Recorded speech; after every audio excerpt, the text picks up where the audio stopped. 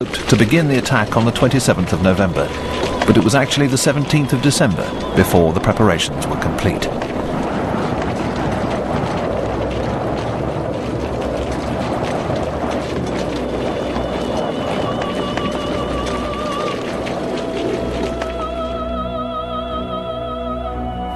Meanwhile, the Russians worked frantically to improve their defences.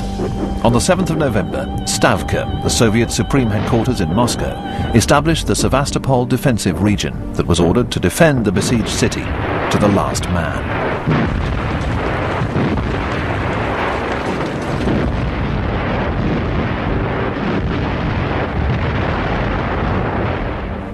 Vice Admiral Oktyabrski, commander of the Black Seas Fleet, was put in charge of the defensive region, and Major General Petrov, commander of the Coastal Army, was made his deputy for land forces.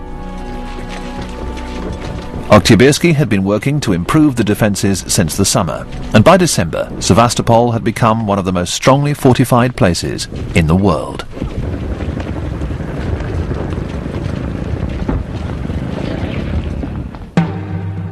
Three defence lines covered the base. The forward line was 27 miles long and 10 miles from the centre of Sevastopol. About 3 miles behind that was the main line, which was 23 miles long, running from the river Kacha in the north to Balaklava, south of Sevastopol. Finally, there was the rear line, which was 18 miles long and backed by an anti-tank ditch, covered by artillery and machine guns.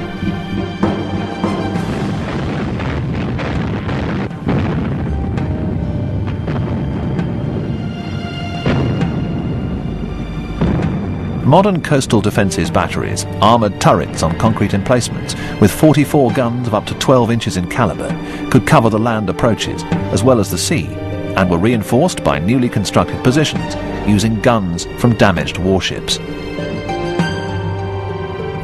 The Sevastopol fortress contained 82 coastal and field artillery positions, 20 miles of anti-tank ditch, 35 miles of barbed wire entanglements, and nearly 10,000 anti-tank and anti-personnel mines. Petrov's coastal army had 4 rifle divisions that were each allocated a sector of the defences. There were also a number of naval infantry brigades and battalions, some of which had been raised from sailors in the naval base. The bulk of the Black Seas Fleet was withdrawn to Novorossiysk at the beginning of November, leaving 2 cruisers, 3 destroyers, and some small craft in the harbour. But the old battleship Sevastopol and a number of cruisers made a series of trips back to Sevastopol to bombard German positions. Destroyers and other small ships were responsible for resupplying Sevastopol, using darkness and bad weather to dodge German air attacks. Manstein was once again about to commit his troops to head-on attacks against strong defensive positions with inadequate resources, something far removed from the wide-ranging battles of manoeuvre for which he is famous. Yet again, he had no alternative. It would be impossible to launch a force across the Kerch Straits while Sevastopol held out in his rear. In planning the attack, Manstein decided that there were 2 possible lines of approach, from north or south. The hilly, wooded terrain in the centre made an attack from the east too difficult. The defences were weaker in the south, but the poor roads made it impossible for the Germans to assemble and supply a strong enough assault force from the Balaklava direction. The northern route was more practicable and led to the hills that commanded Severnaya Bay, the main anchorage. Manstein's resources were totally inadequate for an assault on a large fortified area. By early November, his army consisted of 3 German Corps headquarters with 8 infantry divisions under their command, and the Romanian Mountain Corps. Only 2 of the infantry divisions were reasonably fresh and approaching full strength.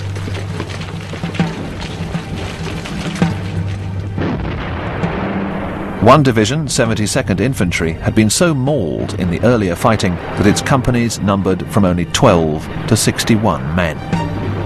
11th Army was a quarter under strength, with the largest shortages among the infantry who would have to lead the attack. Concentrating enough power to shatter the Sevastopol defences would mean taking a huge risk.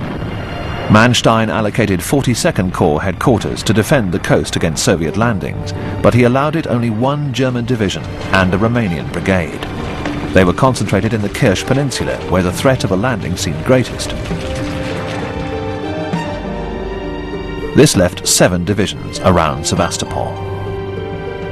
The main northern attack was to be delivered by 54th Corps, with 4 divisions that were to concentrate on pushing down the Belbek River Valley and seizing the Mackenzie Heights that overlook Severnaya Bay. A supporting attack by 30th Corps, with 2 German divisions and the Romanian Mountain Corps, would then advance from the southeast on the axis of the Chernaya River Valley. Meanwhile, the 50th Division was to attack from the east to link the 2 attacks and capture the commanding ground at Memorial Heights. But Manstein's plans would not remain intact for long. Manstein's tactics were once again upset by Soviet actions away from the Crimea. The 1st Panzer Army had reached Rostov, but the Red Army launched a counter-offensive into Army Group South's overextended northern flank on the 17th of November. In late November, von Rundstedt decided to order the 1st Panzer Army to withdraw from Rostov. But this order was countermanded by Hitler, who sacked von Rundstedt on the 1st of December. Because of the crisis at Rostov, Army Group South wanted to take 2 of Manstein's divisions from the Crimea. He protested, but could not prevent the loss of 73rd Division. This was the only division that was not committed in the line around Sevastopol or at Kerch, because it was earmarked as 54th Corps' reserve to complete the breakthrough to the heights north of Severnaya Bay. Despite the risk, Manstein had little choice but to press ahead with the assault.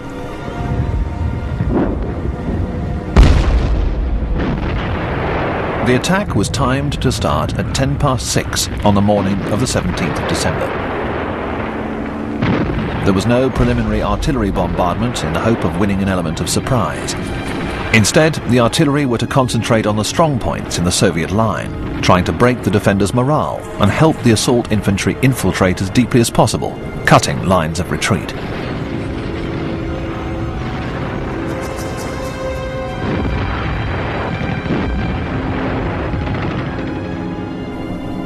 On the first day, the furthest advance was achieved by the 22nd Division, which managed to press up to 5 kilometers down the Belbek Valley. But the other divisions were held up by the rugged terrain and determined Soviet resistance. The Germans continued to make slow progress until the 23rd of December, when the 22nd Division seized crucial ground north of the Belbek River and forced the Russians to withdraw their remaining forces in the northern sector. Both sides were rapidly using up their reserves. On the 20th of December, Stavka transferred the Sevastopol defensive region to the Trans-Caucasus front, which was ordered to send reinforcements to the city. A rifle division and a naval infantry brigade were landed in Sevastopol a day later. But Manstein could get no reinforcements. 22nd Division kept moving forward, but the spearhead of its advance was getting smaller every day. On the 26th of December, its leading regiment almost reached Fort Stalin, one of the 2 great artillery batteries overlooking Severnaya Bay. But the division was on the verge of collapse. A reserve division could have completed the breakthrough, but Manstein had no reserves. If anything, the first assault on Sevastopol was about to fail, because early on the 26th of December, the Russians began to land troops on the Kerch Peninsula.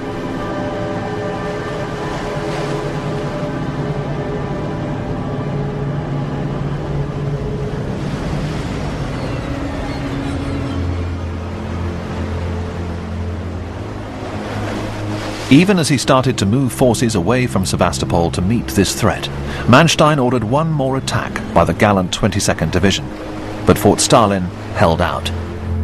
Manstein was forced not only to call off the attack on the 30th of December, but also to order the division to pull back to a less exposed position on the northern side of the Belbek Valley.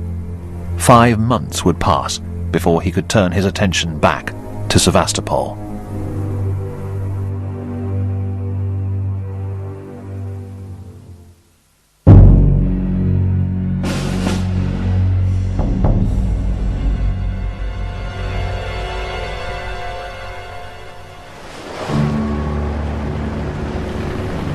The Kerch landings were not a small